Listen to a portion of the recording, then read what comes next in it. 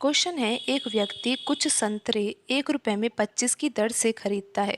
यानी कि 1 रुपए में कितने संतरे खरीदता है? 25 संतरे खरीदता है। लेकिन फिर प्रश्न में ये पूछा गया है कि वह 1 रुपए में कितने संतरे बेचे। 25 संतरे उसने खरीद तो लिए हैं 1 रुपए में, लेकिन पूछा ये जा रहा है कि 1 रुपए में कितने संतरे बेचे, क्योंकि अगर वह 1 रुपए में 25 संतरे ही बेच देगा तो उसको लाभ भी नहीं होगा, ना ही उसको हानि होगी। लेकिन प्रश्न में तो ऐसा कहा गया है कि 25% का लाभ होना चाहिए। तो प्रश्न में हमें ये बताना है कि 1 रुपए में कितने संतरे उस व्यक्ति को बेचने होंगे, जिससे कि उस व्यक्ति को 25% का लाभ हो।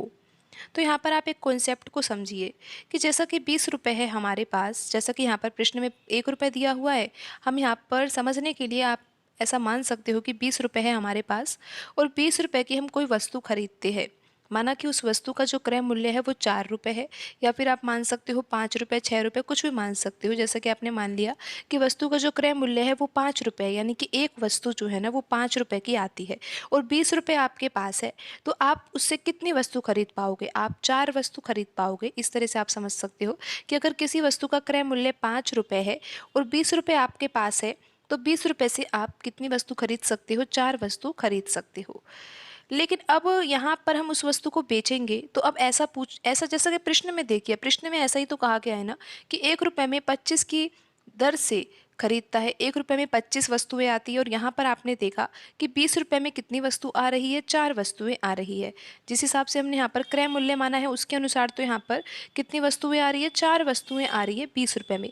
अब प्रश्न में ऐसा कहा गया है कि 1 रुपए में कितने संतरे बेचे, यानी कि यहाँ पर जो क्रय मूल्य के लिए रुपए दिए हुए थे वो भी 1 रुपए थे और विक्रय मूल्य के लिए भी यहाँ पर पूछा गया है जो वो मूल्य 1 रुपए ही है। जैसा कि आप यहाँ पर देख सकते हो कि हमने यहाँ पर जब वस्तु को खरीदा है तो हमारे पास 20 रुपए थे, लेकिन अब हम ये देख रहे हैं कि हम वस्तु को बेचेंगे, लेकिन रुपए हमारे पास कितने हैं? 20 रुपए, यानी कि 20 रुपए में हम उस वस्तु को कितना बेचेंगे। इस तरह से आप यहाँ पर समझिए कि यहाँ पर जो ये 20 रुपए है ना, ये हमको सामान ही लेना है, चाहे वस्तु को हम खरीद रहे हैं चाहे हम वस्तु को बेच रहे हैं, क्योंकि प्रश्न के अनुसार हम समझ रहे हैं ना।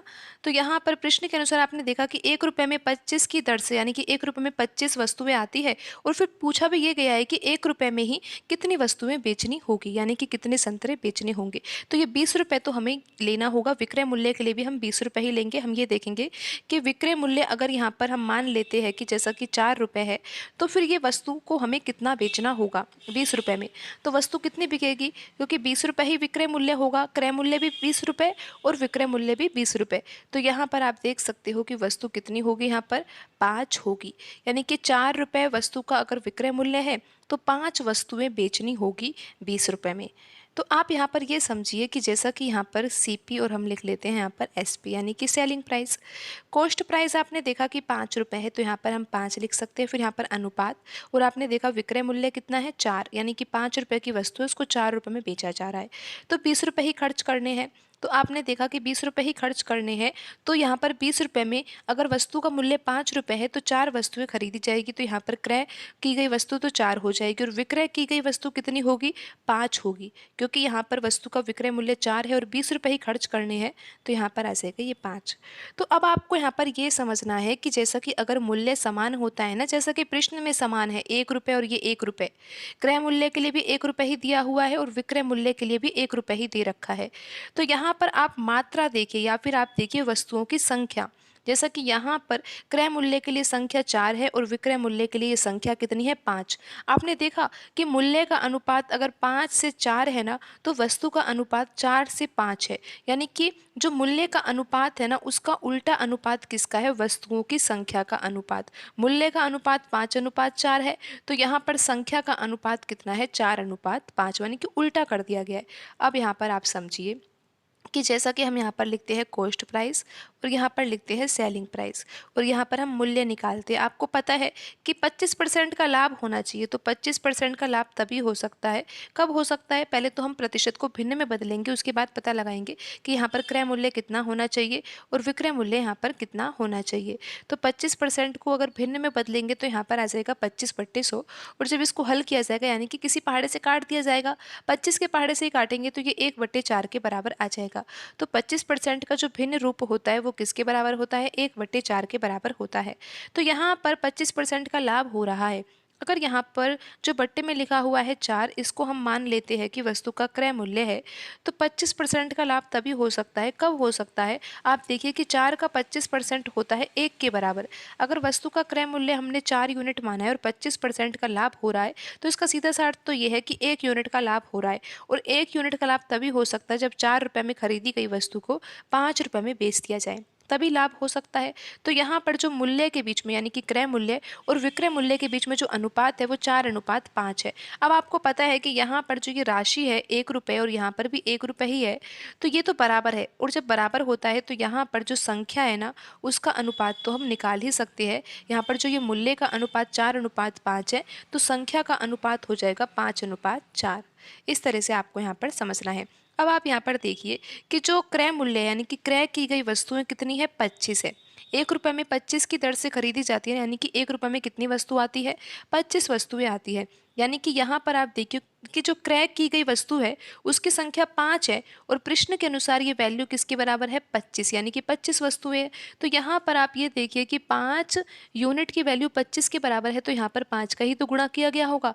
उसी प्रकार अगर हमें ये पता लगाना है कि 1 रुपये में कितनी वस्तुएं बेची जाएगी या फिर कितने संतरे बेचे जाएंगे, तो यहाँ पर आप देखिए कि जो बेची गई वस्तुओं की संख्या है वो कितनी है, 4 यूनिट है। तो हमें 4 यूनिट की वैल्यू ज्ञात करनी है, तो यहाँ पर भी हम 5 का ही गुणा करेंगे, जैसा कि यहाँ पर 5 का गुणा किया है। तो यहाँ पर कितनी वस्तुएं आ जाएगी, 20 वस्तुएं आ जाएगी। जैसा कि आपने देखा कि यहाँ पर 25% का लाभ तभी हो सकता है जब यहाँ पर 1 रुपये में अगर 25 की दर से वो वस्तु खरीदी गई है, यानी कि 1 रुपये में 25 संतरे खरीदे गए हैं, लेकिन 25% का लाभ तब होगा जब 1 रुपये में 20 संतरे बेचे जाएंगे। तो इस तरह से आपने यहाँ पर समझा कि 25% का लाभ तभी हो सकता है जब 1 रुपये में कितने संतरे बेचे जाए, 20 संतरे बेचे जाए। ऑप्शन ए यहाँ पर सही आंसर होगा। क्वेश्चन है, यदि किसी वस्तु का विक्रय मूल्य उसके लागत मूल्य का 8/5 गुना है तो लाभ प्रतिशत ज्ञात करें। तो यहाँ पर जो लिखा हुआ है विक्रय मूल्य उसके लागत मूल्य का 8/5 गुना है, तो इसको इक्वेशन में लिखते हैं। तो यहाँ पर आपको समझ में आ रहा होगा कि जो विक्रय मूल्य है वो किसके बराबर है, लागत मूल्य यानी कि क्रय मूल्य का 8/5 गुना है। तो यहाँ पर हम लिख लेते हैं क्रय मूल्य का 8/5 गुना। तो अब इसको हम लिखते हैं किस तरीके से, विक्रय मूल्य यानी कि सेलिंग प्राइस लिख सकते हैं हम यहाँ पर, क्रय मूल्य यानी कि कॉस्ट प्राइस, का के स्थान पर हमको गुणा ही लिखना है, और ये 8/5 हमें लिख देना है।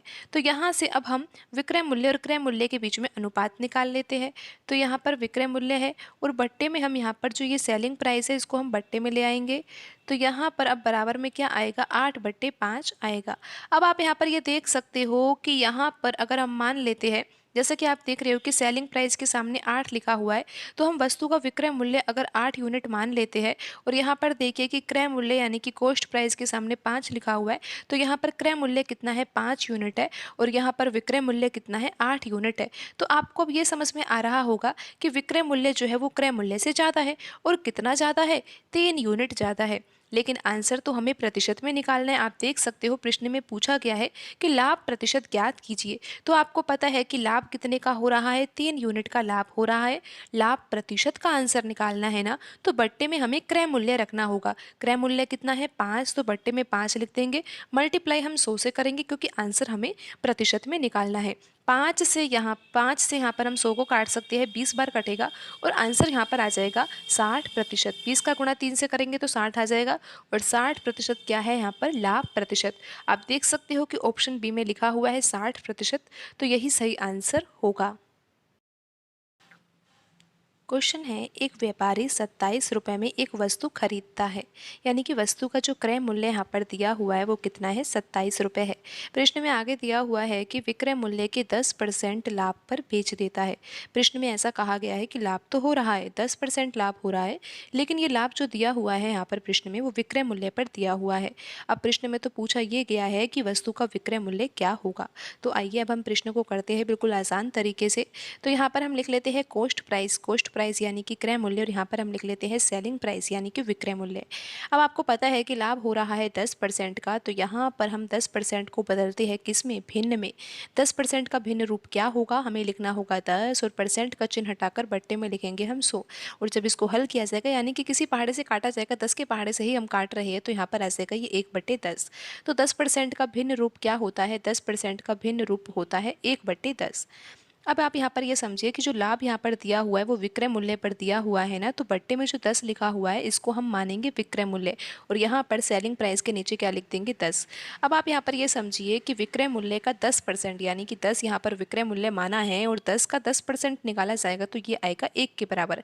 तो यहाँ पर जो लाभ होगा वो कितने का होगा, 1 यूनिट का लाभ होगा अगर 10 यूनिट यहाँ पर वस्तु का विक्रय मूल्य है तो, क्योंकि 10 का 10% विक्रय मूल्य का 10% किसके बराबर है, 1 यूनिट के बराबर।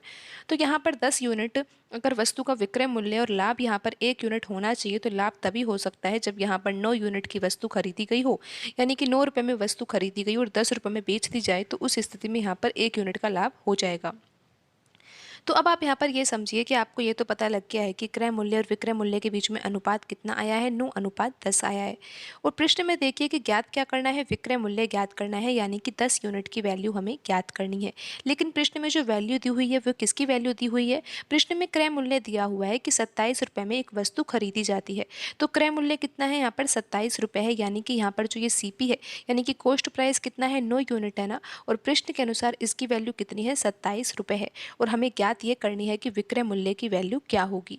तो यहाँ पर 9 यूनिट की वैल्यू 27 रुपये है, तो यहाँ पर 9 में 3 का ही तो गुणा किया गया होगा, तभी तो 27 आया है ना। तो उसी प्रकार हम 10 में 3 का गुणा करेंगे तो यहाँ पर विक्रय मूल्य कितना आ जाएगा, 30 रुपये आ जाएगा। 27 रुपये की वस्तु है, मतलब 27 रुपये में वस्तु को खरीदा गया है, विक्रय मूल्य पर 10% का लाभ होना चाहिए था, तो वस्तु का विक्रय मूल्य यहाँ पर कितना आया है, 30 रुपये आया है। ऑप्शन डी यहाँ पर सही आंसर होगा। क्वेश्चन है, किसी वस्तु को एक निश्चित मूल्य पर बेचा जाता है। यदि उस वस्तु का इस मूल्य के 80% पर बेचा जाता है तो 10% की हानि होती है। यदि वस्तु को उसके वास्तविक बिक्री मूल्य पर बेचा जाता है तो लाभ प्रतिशत क्या होगा। तो प्रश्न में ऐसा कहा गया है कि एक वस्तु को निश्चित मूल्य पर बेचा जाता है, लेकिन यदि इस मूल्य के 80% पर बेचा जाता है। आप यहाँ पर समझिए कि यहाँ पर हम मान लेते हैं कि वस्तु का विक्रय मूल्य, यानी कि ये वह विक्रय मूल्य है जिस जिस निश्चित मूल्य की बात हो रही है ना, ये वह वाला विक्रय मूल्य है। लेकिन अब वर्तमान में उसको किस मूल्य पर बेचा जा रहा है, तो यहाँ पर हम लिख लेते हैं वर्तमान विक्रय मूल्य। दोनों विक्रय मूल्य अलग है, क्योंकि आपको यहाँ पर ये समझना है कि यहाँ पर दिया हुआ है कि किसी वस्तु को एक निश्चित विक्रय मूल्य पर, निश्चित मूल्य पर बेचा जाता है, तो वह विक्रय मूल्य हमने निश्चित मूल्य वाला विक्रय मूल्य ही लिख दिया यहाँ पर। फिर आगे दिया हुआ है कि उस वस्तु को इस मूल्य के, यानी कि जो ये निश्चित विक्रय मूल्य है ना, इस मूल्य का हमें 80% लेना है और 80% में उस वस्तु को बेचा जा रहा है। यानी कि अगर वस्तु का विक्रय मूल्य अगर हम 100 मान लेना, तो वस्तु को अब कितने में बेचना है, 80 में बेचना है। तो इस तरह से आपको यहाँ पर समझना है। और अगर अनुपात निकाला जाएगा तो ये अनुपात आ जाएगा 5:4। तो यहाँ पर विक्रय मूल्य और वर्तमान विक्रय मूल्य के बीच में जो अनुपात का संबंध आया है वो कितना आया है, 5:4 आया है। फिर आगे आप ये समझिए कि अगर वर्तमान विक्रय मूल्य पर बेचा जाता है ना, यानी कि 5 में ना बेचकर अगर 4 में बेच देते हैं ना, तो फिर क्या होता है, 10% की हानि होती है। तो अब आप यहाँ पर समझिए कि 10% की हानि कब होगी। 10% का अगर हम भिन्न रूप लिखेंगे तो ये आएगा 10/100, और जब इसको हल किया जाएगा तो ये 1/10 के बराबर होगा। यानी कि 10% को हम क्या लिख सकते हैं, 1/10 लिख सकते हैं। तो यहाँ पर अब हम लिख लेते हैं क्रय मूल्य, यानी कि अगर हानि हो रही है तो हानि का संबंध तो क्रय मूल्य और विक्रय मूल्य के बीच में ही होगा ना। हमें ये पता होना चाहिए कि वस्तु कितने में खरीदी गई है, कितने में बेची गई है, तभी तो हम ये पता लगा पाते हैं कि हानि कितनी हो रही है।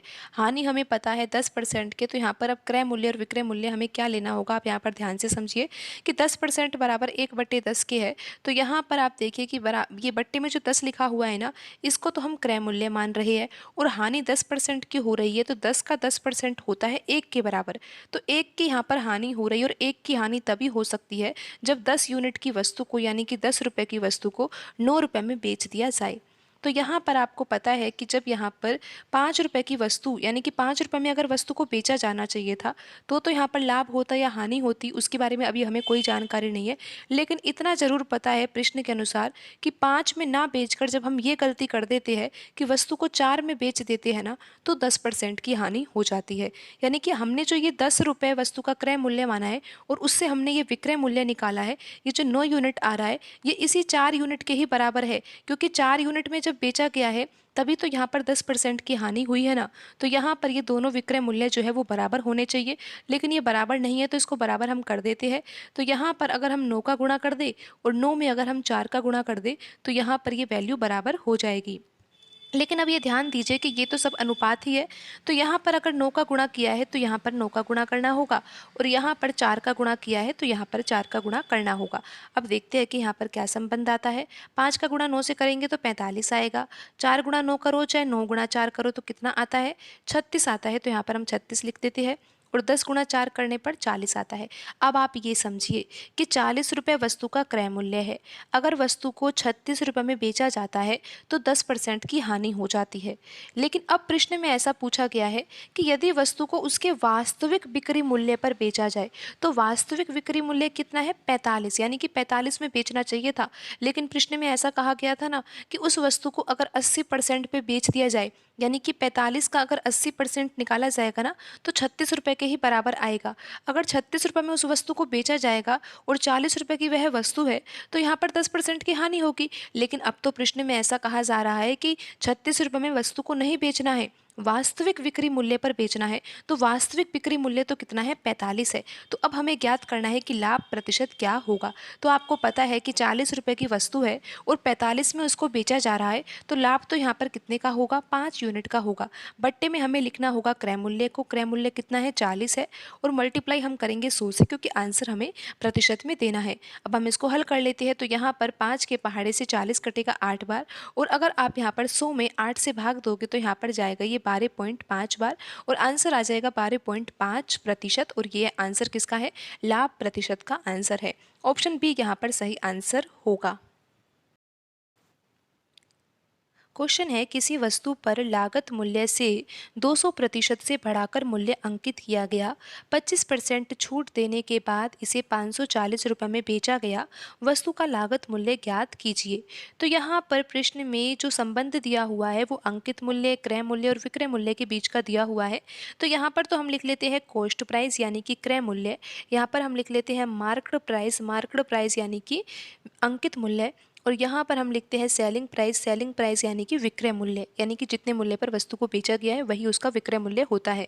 तो यहाँ पर अगर हम मान लेते हैं कि वस्तु का क्रय मूल्य कितना है, 100 रुपये है, तो यहाँ पर अंकित मूल्य कितना है, प्रश्न में कहा गया है कि जो अंकित मूल्य है वो कितना है, लागत मूल्य से 200% बढ़ाकर मूल्य अंकित किया गया है, यानी कि लागत मूल्य यानी कि क्रय मूल्य। तो क्रय मूल्य का अगर हम 200% निकालेंगे तो किसके बराबर आएगा, 100 का अगर 200% निकाला जाएगा ना तो 200 के बराबर ही आएगा। आप निकाल भी सकते हो, 100 का 200% निकालना है तो 100 गुणा 200 बट्टा 100 करना होगा हमें, और 100 से 100 तो कट ही जाएगा और ये किसके बराबर आएगा, 200 के बराबर आएगा। तो हमें 100 में 200 रुपये बढ़ाने पड़ेंगे, यानी कि 100 रुपये अगर वस्तु का लागत मूल्य है तो 200% बढ़ाकर लिखना है ना। तो 100 में अगर 200 बढ़ा दिया जाएगा तो यहाँ पर अंकित मूल्य कितना हो जाएगा, ये 300 हो जाएगा। तो इस तरह से आपको यहाँ पर समझना है। अब आगे आप यहाँ पर ध्यान दीजिए, 25% की अब छूट दी जा रही है, तो 25% की छूट यहाँ पर अंकित मूल्य पर दी जाएगी। तो 25% की छूट अगर हम यहाँ पर 300 में देंगे तो हम यहाँ पर देखते हैं कि अब वस्तु को कितने रुपए में बेचा जाएगा। तो 300 का 25% किसके बराबर होता है, आपको पता है कि यहाँ पर अगर 300 का 25% निकालेंगे तो ये 2 जीरो से ये 2 जीरो कट जाएगी, और 3 का गुणा 25 से होगा तो आएगा यहाँ पर 75 रुपये, यानी कि यहाँ पर 75 रुपये की छूट दी जाएगी। तो 300 में से अगर हम 75 रुपये घटाएंगे तो यहाँ पर कितना आ जाएगा, ये आ जाएगा विक्रय मूल्य कितना, 225 रुपये आ जाएगा। तो अब आप यहाँ पर ये समझिए कि 25% की छूट देने के बाद इसे 540 रुपये में बेचा जाता है। लेकिन यहाँ पर जो हमने ये 100 रुपये से माना है कि 100 रुपये यहाँ पर क्रय मूल्य है, फिर 300 यहाँ पर अंकित मूल्य और 225 क्या है यहाँ पर विक्रय मूल्य है। तो यहाँ पर ये 225 यूनिट जो है वो विक्रय मूल्य है, लेकिन प्रश्न के अनुसार यहाँ पर जो विक्रय मूल्य दिया हुआ है वो कितना है, 540 रुपये है। तो यहाँ पर 225 यूनिट की वैल्यू किसके बराबर है, 225 यूनिट यहाँ पर बराबर किसके है, 540 के है। तो यहाँ पर हम 1 यूनिट की वैल्यू निकालेंगे तो 1 यूनिट किसके बराबर आएगा, 540 बट्टा 225।